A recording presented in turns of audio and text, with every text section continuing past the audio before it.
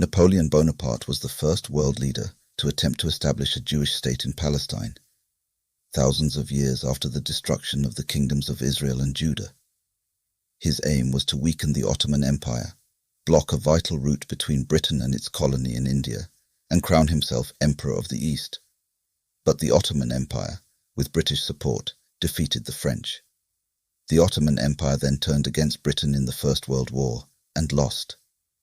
The League of Nations gave Britain, which had adopted Napoleon's plan to create a national home for the Jewish people, responsibility for administering Palestine, after which the United Nations moved to create of the State of Israel in 1947.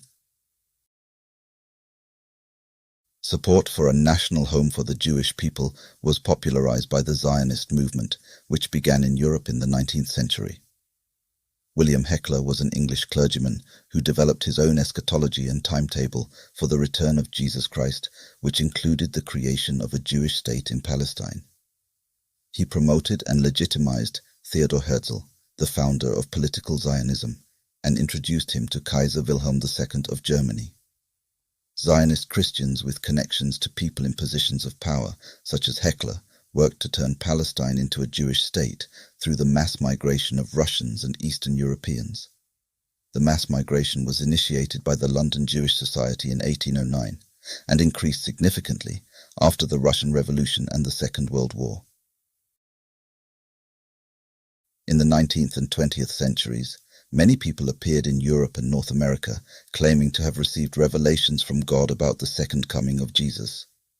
The Moonies, the Mormon Church, the Seventh-day Adventist Church, Jehovah's Witnesses and other groups continue to have a significant impact on society, influencing millions of people worldwide.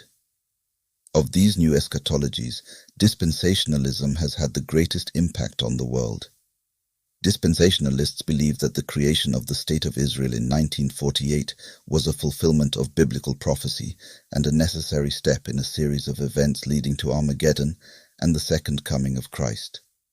In 1826, a group called the Albury Circle identified Napoleon as the Antichrist and concluded that Jesus would soon return. The Albury Circle's new eschatology influenced prominent politicians throughout Europe, and with the help of the newly published Scofield Bible, became the dominant Christian eschatology in the United States. Despite the failure of its predictions, dispensationalism continues to shape the beliefs and expectations of many Christians, particularly in the United States, with each new war being interpreted as the fulfillment of prophecy and a sign of the imminent return of Jesus. Its influence can be seen in various aspects of American foreign policy, especially in relation to the Middle East and the State of Israel.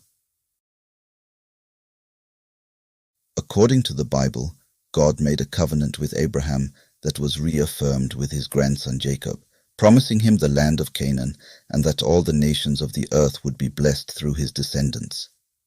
But this covenant had conditions. If the Israelites broke them, they would be punished and exiled from the land. The Israelites broke the covenant, were punished and lost their land. However, God was forgiving and allowed the Jews to return after their exile in Babylon. Some of the prophecies about returning to the land were fulfilled with this return. God also promised much more than a return to the land of Canaan. The prophet Amos speaks of God's promise to restore Israel and plant them in their land forever. Amos had a vision of God standing at the altar and promising to destroy the temple and the nation. All the sinners of my people shall die by the sword. I will destroy it from off the face of the earth, but I will not utterly destroy the house of Jacob. A faithful remnant of the Israelites would be joined by all the other nations of the world, and together they would be planted in a new land that would be theirs forever. This prophecy is repeated throughout the Bible. For example, Zechariah says that many nations will be joined with the Lord in that day and will become my people.